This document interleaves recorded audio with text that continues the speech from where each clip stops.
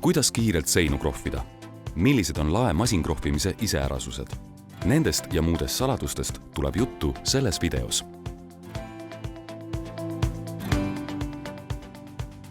Knauf MP75 on universaalne kuivkrohvisegu, mis põhineb polümeerlisanditega kipsil ja on mõeldud pealekandmiseks krohvimasinaga nagu PFD G4.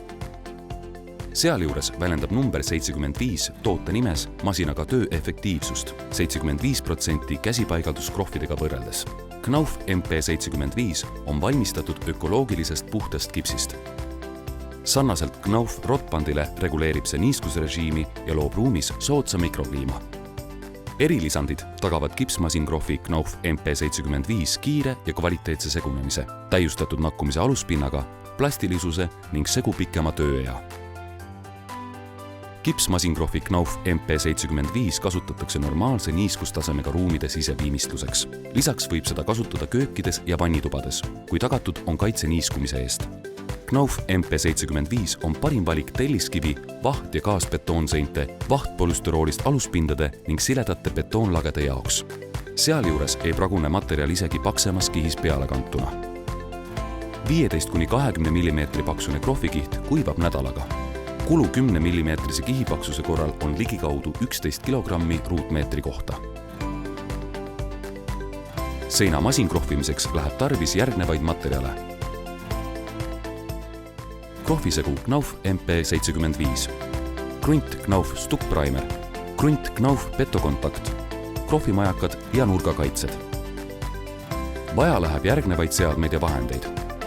Krohvimasin PFD G4, laserlood, segamisanum, kellu, krohviliip, H-rihtlatt, trapetsrihtlatt, svammiga käsnahõõruti, silur, rull, rullivann, pintsel. Määrame kindlaks seina imamisvõime. Hetkel on tegu suure imamisvõimega aluspinnaga, mistõttu kasutame pinna ettevalmistamiseks imavate pindade krunti Knauf Stuckprimer. Lahjendame Knauf Stuckprimeri ämblis puhta veega, pidades rangelt kinni kasutusjuhistest. Esmalt krundime praod. Seejärel katame krundiga ühtlaselt kogu seinapinna. Krunt peab kindlasti täielikult kuivama. Sellele kulub umbes 6 tundi. Kui sein on kuiv, paigaldame krohvimajakad. Kanname aluspinnale 30 cm vahedega väikeste portsudena Knauf MP75 segu, mille sisse surume krohvimajakad ning joondame need tasapinnaliselt. Majakate samm ei tohi ületada rihtlati pikkust.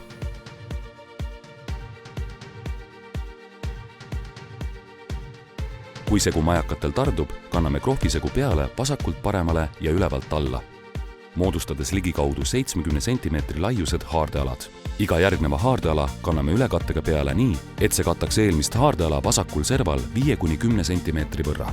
Tasandame peale kantud segu H-rihtlati abil, eemaldades üleliigse segu ja täites tühimikud. Tähelepanu! Lisakihi pealekandmine on võimalik peale selle täielikku kuivamist. Esimene kiht tuleb katta krundiga Knauf Stuckprimer, lahjendatult veega vahekorras 1:3 või krundiga Knauf Aftemulsion. Krundi kuivamise järel minimaalselt 6 tunni pärast kandke peale teine krohvikiht.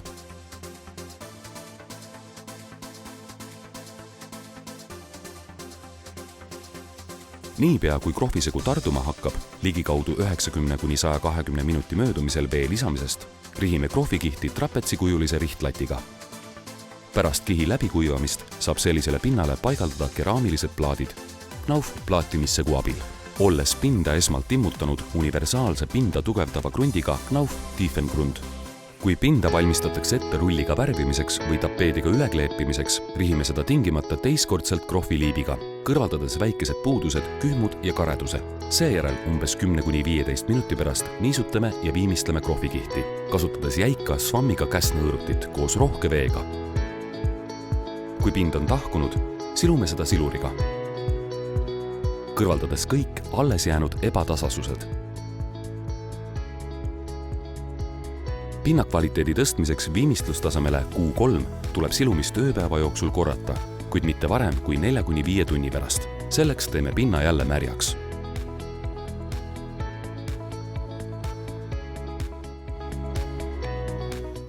Silume pinda teistkordselt siluriga.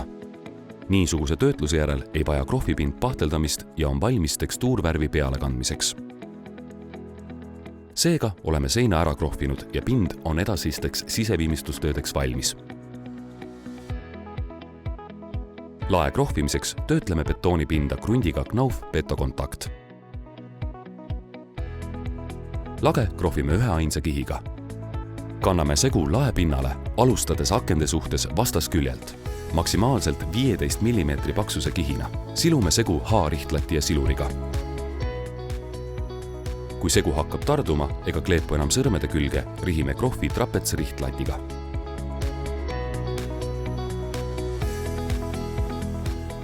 kuni 20 minutit pärast rihtimist tuleb krohvipinda töödelda krohviliibiga ja kõrvaldada rihtimise järel alles jäänud väiksemad ebatasasused. 15 kuni 20 minuti pärast niisutame ja viimistleme krohvikihti märja käsnõõruti abil. Kui pind on tahkunud, alustame silumist.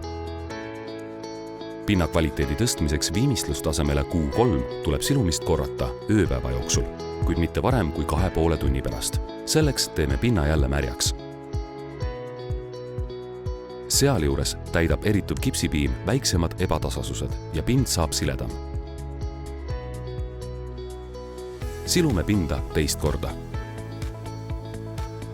Krohvi Knauf MP75 masina abil laele ja seintele kandmise protsess on lõppenud. Pind on valmis lõppviimistlustöödeks.